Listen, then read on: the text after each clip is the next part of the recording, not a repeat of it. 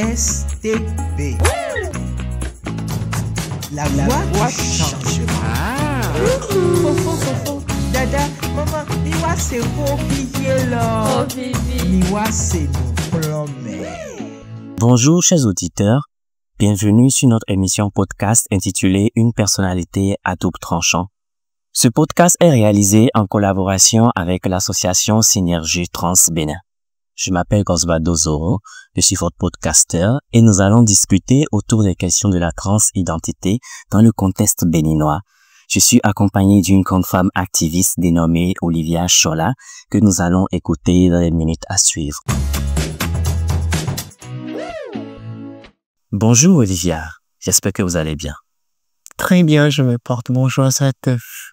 Sois la bienvenue sur cette émission podcast. Pourrais-tu te présenter s'il te plaît? Déjà, merci pour l'invitation.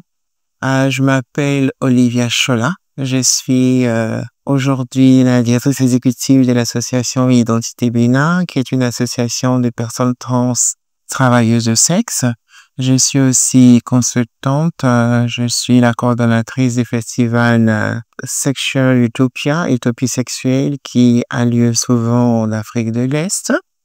Je travaille aussi avec les communautés des populations clés, surtout les personnes travailleuses de sexe et les minorités sexuelles. Je suis coprésident des GIDE, qui est l'Alliance francophone qui est basée au Canada et qui regroupe beaucoup d'associations à travers le monde, des associations qui ont pour unité le français. Merci Olivia pour cette présentation. Merci. Dame Olivia, parlez-nous de votre expérience en tant que femme trans au Bénin. Quand on parle d'expérience en tant que femme trans au Bénin, c'est un grand mot, je dirais, parce que l'expérience est déjà en tant que femme. Parce qu'il faut pouvoir vivre en tant que femme pour pouvoir s'extérioriser, s'accepter et se faire accepter des autres. Parce qu'il faut reconnaître que nous sommes dans un pays où nous avons la chance que nous avons des populations très tolérantes. Nous avons cette évolution des mœurs qui fait qu'aujourd'hui, les personnes trans évoluent dans des milieux différents, mais quand même des milieux qui sont ouverts à la chose.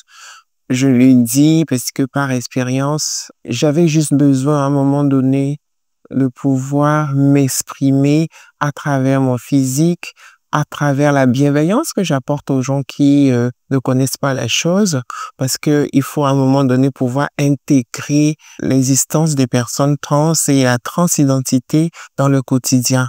Il y a tellement de personnes pour qui la transidentité, c'est juste de l'homosexualité, c'est juste des personnes avec des déviances très négatives, mais l'impact revient à nous, communautés trans et diverses, de pouvoir être de belles personnes à travers nos actions, à travers le bien-être qu'on apporte, à travers cette belle cohésion de groupe et le fait qu'on puisse interagir avec les gens sans toutefois déranger. Parce que en parlant de personnes trans, de transidentité, les gens ne sont pas forcément informés, ils n'ont pas d'enseignement sur le fait. Donc, les personnes trans, en l'occurrence moi, nous sommes tombés dans un système où il faille tout reprendre, où il faille éduquer ceux qui nous entourent, où il faille leur faire comprendre qu'on existe, qu'on reste des personnes qu'on doit accepter, simplement parce que nous aussi, nous sommes tolérants envers eux. En général, j'aime pas utiliser le mot tolérance parce que j'estime que c'est un mot très politique qui veut dire discrimination. Pour moi, la tolérance, c'est un peu le contraire ou bien l'apologie de la discrimination, qu'elle soit positive ou négative. Donc, je préfère dire, ils ont peut-être l'obligation de m'accepter, mais à moi aussi de pouvoir faire en sorte que je sois acceptable. Parce que on parle beaucoup de discrimination, on parle beaucoup de stigmatisation, ça vient des familles, ça vient de la population, ça vient du milieu professionnel, ça vient du milieu académique qui est très violent parfois avec les personnes trans. Mais de par mon expérience, moi j'ai compris que tant qu'on passe inaperçu, tant qu'on ressemble à tout le monde, tant qu'on s'adapte au code vestimentaire et sociétal, d'une femme ou d'un homme, les gens ne portent pas vraiment attention à qui nous sommes. Ils se font une idée, certes, mais ils n'ont pas forcément le courage de venir nous intercepter dans nos actions et dans tout ce qu'on fait à travers nos plaidoyers, à travers tout ce qu'on peut faire pour interagir avec les communautés qui ne sont pas forcément ouvertes sur la question de la transidentité. Être une personne transgenre dans un contexte où les mythes et les stéréotypes gardent toujours leur impact reste un défi. Alors, Dame Olivia, que signifie d'être une personne transgenre au Bénin et qu'est-ce que cela implique? Être personne transgenre au Bénin, c'est déjà être une personne qui puisse affirmer son genre. Quand je dis affirmer son genre, c'est pouvoir l'affirmer de façon sociale, de façon administrative, de façon aussi médicale. Parce que les personnes transgenres sont des personnes qui ont une vie comme tout le monde.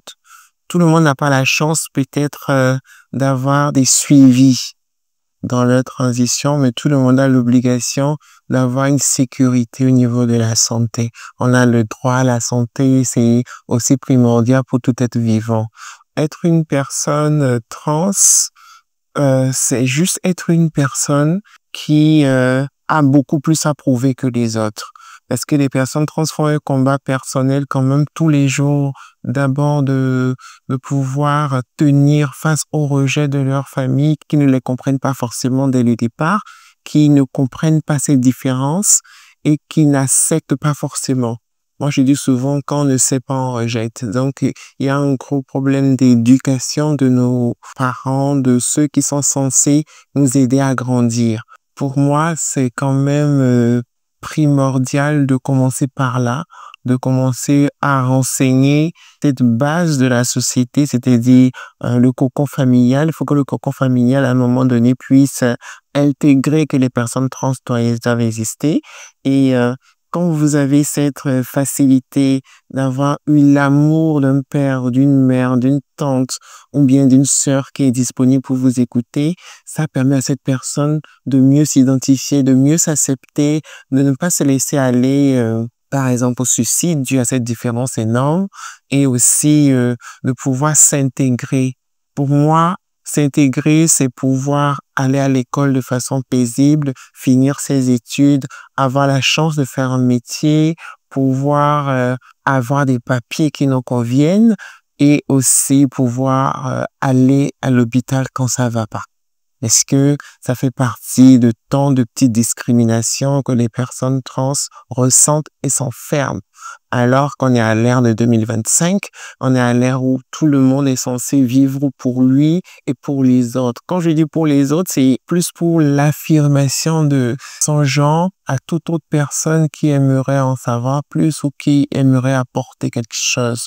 Aujourd'hui, nous sommes beaucoup dans le jugement, on est beaucoup dans des termes qui peut-être frisent la discrimination extrême, mais j'estime qu'une personne trans qui est mentalement bien assise, mentalement stable, cette personne a tous les éléments nécessaires pour pouvoir affronter quoi que ce soit, pour pouvoir affronter la vie, comme on le dit, parce que de façon humainement parlant, tout le monde est appelé quand même à vivre la vie. Ce n'est pas un long ruisseau dormant, hein. La vie, c'est des combats, c'est des réussites, c'est des pleurs, c'est des larmes, c'est beaucoup d'amour, c'est ça, avoir une vie de famille peut-être, c'est avoir des amis avec qui on peut discuter, on peut partager des moments forts, avoir des gens qui nous écoutent.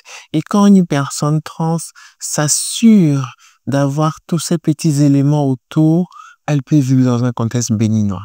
Merci. Chers auditeurs, merci d'être restés à l'écoute.